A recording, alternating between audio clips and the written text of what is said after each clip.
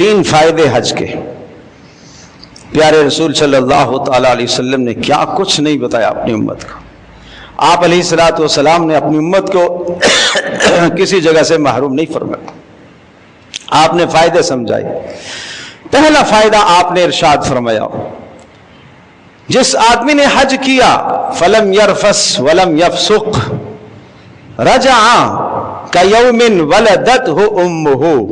پہلا فائدہ یہ ہے کہ جس آدمی نے حج کیا اور دوران حج سفر یہاں سے لے کر وہاں جانے تک اور وہاں سے واپسی آنے تک کوئی بےہودہ کام اس نے نہیں کیا، اس کے گناہ ایسے معاف ہو جائیں گے گویا کہ آج ہی وہ دنیا میں پیدا ہوا ہے۔ تو یہ معافی کا وعدہ ہے، حج پر معافی کا وعدہ ہے۔ نمبر 2، رسول اللہ صلی اللہ علیہ وسلم نے ارشاد فرمایا، العمرۃ الی العمرۃ کفارۃ لما بینہما۔ فرمایا ایک عمرے کے بعد جب دوسرا عمرہ آدمی کرتا ہے تو یہ ایک عمرہ پہلے والے عمرے تک کے گناہوں کے لیے کفارہ بن جاتا ہے۔ اور پھر فرمایا والحج المبرور لیس لہ جزاء الا الجنہ، اور حج کا بدلہ تو جنت کے سوا کچھ بھی نہیں ہے۔ حج کا بدلہ تو جنت ہی ہے، حج کا بدلہ تو جنت ہی ہے۔ تیسرا فائدہ، اللہ اکبر، تیسرا فائدہ، مگر ایمان رکھنا پڑے گا، مگر یقین رکھنا پڑے گا۔ کس پر؟ پیارے رسول صلی اللہ علیہ وسلم کی بات پر۔ نظر اور آ رہا ہے، دکھنے میں کچھ اور آ رہا ہے، پیغمبر صلی اللہ علیہ وسلم کا ارشاد کچھ اور ہے، ہمیں یقین رکھنا ہے اس ارشاد پر۔ ہمیں اپنی سوچ کو، اپنی نظر کو جھٹلا دینا ہے۔ میری نظر کا دھوکہ ہے، میری سوچ کا دھوکہ ہے، میرے خیال کا دھوکہ ہے۔ محمد رسول اللہ صلی اللہ علیہ وسلم نے جو فرمایا وہ حق ہے، وہ سچ ہے۔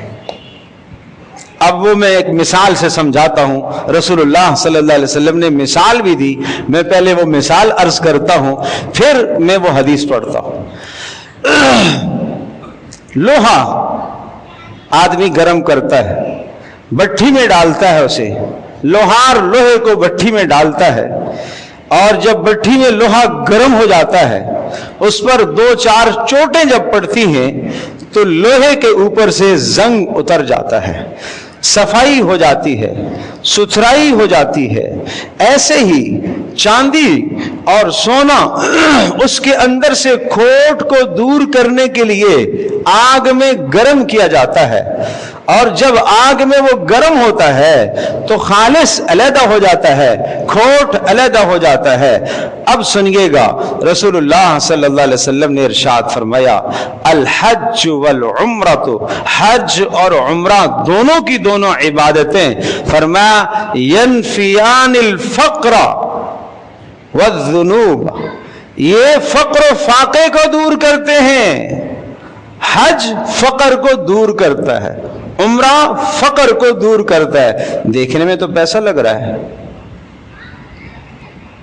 دیکھنے میں تو پیسہ لگ رہا ہے، 15 لاکھ کا خرچہ، 15 لاکھ اس کے پاس اضافی رقم پڑی ہوئی تھی اور حج پر چلا گیا، یہ ساری کی ساری رقم خرچ ہو گئی۔ یہ تو بیٹی کی شادی کے لیے میں نے رکھی ہوئی تھی، نئی بیٹی کی شادی جب آئے گی تو پھر علیحدہ مسئلہ ہے، اس وقت تیرے لیے حج فرض ہے، حج فرض ہے۔ یہ رقم تو میں نے مکان بنانے کے لیے رکھی ہوئی تھی، اس وقت تیرے اوپر حج فرض ہے۔ یہ تو 4 بیواؤں کی شادی کروا سکتا ہوں، نہیں، اس وقت تیرے لیے حج فرض ہے۔ ایک فلسفہ چلتا ہے، ایک لوگوں کی سوچ چلتی ہے، اور ایک غیر مسلم اقوام کی طرف سے ایک امت مسلمہ پر ایک سوال اور اعتراض چلتا ہے، اور امت مسلمہ کی سوچوں کو، نظریات اور عقائد کو اور دین سے پھیرنے کے لیے یہ باتیں چلتی ہیں۔ اتنی بھاری برقم رقم خرچ کرنے کی ضرورت بھلا کیا ہے؟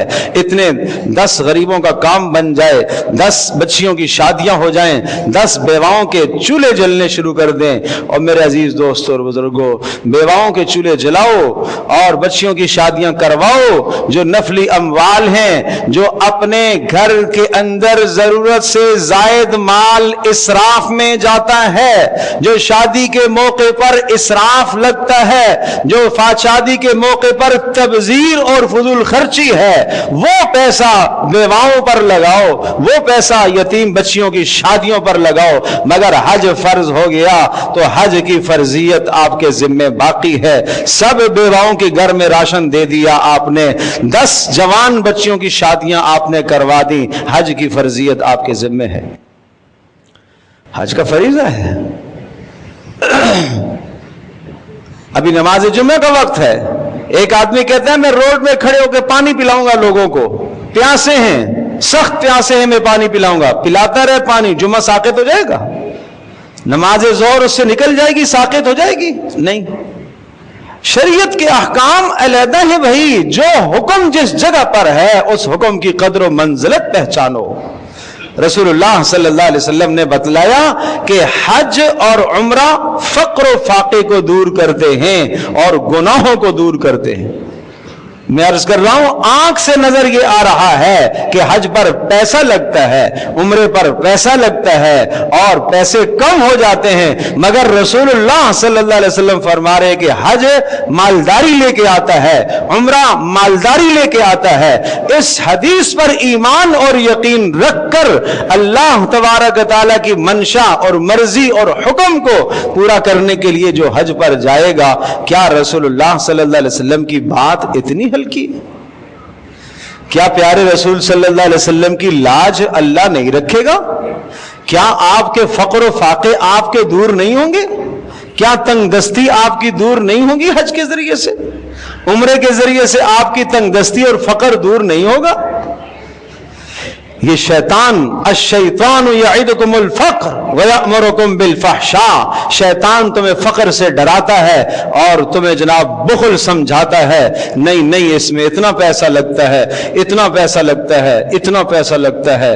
अल्लाह के नबी फरमा रहे कि नहीं, हज गिना लाता है, उम्रा मालदारी लेकर आता है। हज गिना लाता है, उम्रा मालदारी लेके आता है। और अगला जुमला सुनिएगा, आपने फरमाया हज और उम्रा ये गिना और मालदारी लेके आते हैं, फकर को दूर कर देते हैं और गुनाहों को दूर कर देते हैं। फकर को दूर करते हैं, गुनाहों को दूर करते हैं। जिस तरह से भट्ठी के अंदर जब लोहा डाला जाता है, उस लोहे से मैल कुचैल साफ हो जाती है, इस तरह से इस हाजी से फकर साफ हो जाएगा, इस हाजी से गुनाह भी साफ हो जाएंगे, मगर यकीन हो तो।